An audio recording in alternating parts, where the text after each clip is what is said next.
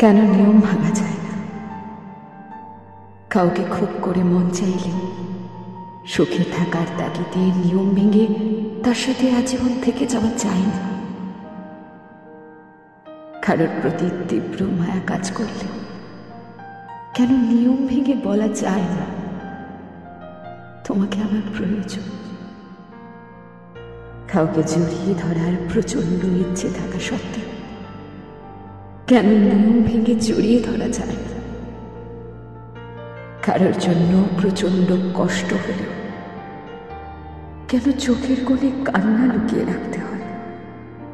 কেন কেন সামনে গিয়ে প্রকাশ করা যায় না?